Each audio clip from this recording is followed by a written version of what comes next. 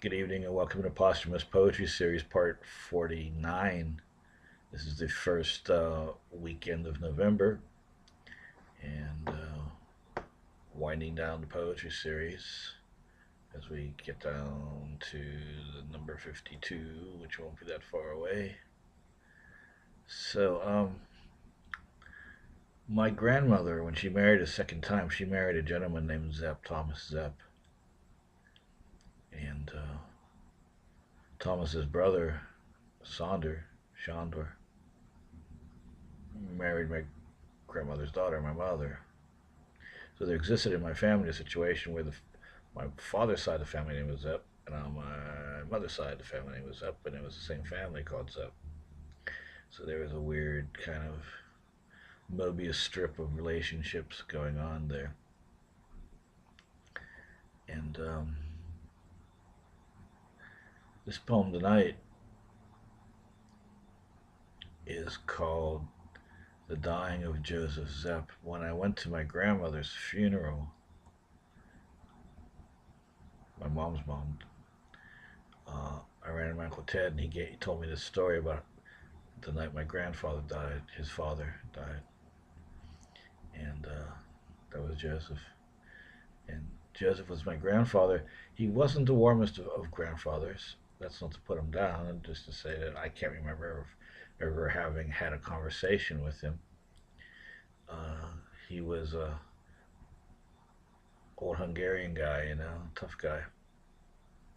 Uh, and he was a barber. One thing, the constant memory I have of him is being a barber. And you would think that, I went to him for a few years before we moved up to the country. And I can't even remember him talking with me when he cut my hair. I mean, he never talked about school or anything like that. And one of the things about him was his barbershop. When he quit cutting hair, professionally, and gave up his street shop, he moved his chair to the house, and he cut hair for friends and family. And it was constructed like a regular barbershop, front and back mirrors, and barbershop chair, and the whole shtick. Now I'm a little Catholic boy, and I'm going to see my grandfather who's going to cut my hair. And in my grandfather's barbershop, he had this arrangement in his shop of pictures of cats and beautiful pictures of voluptuous naked women, bust shots usually, just beautiful breasted women naked.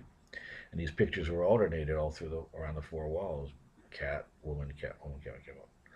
Of course, and you're a Catholic kid, seeing a naked woman probably a sin, so you try not to look at it. Well, it's very difficult when you had all these beautiful naked women. But I will tell you, the cats were just as beautiful. So I don't, I there was no connection to be made. It was just that experience of that was my experience with my grandfather that I remember, the most. This poem is called The Dying of Joseph Zepp.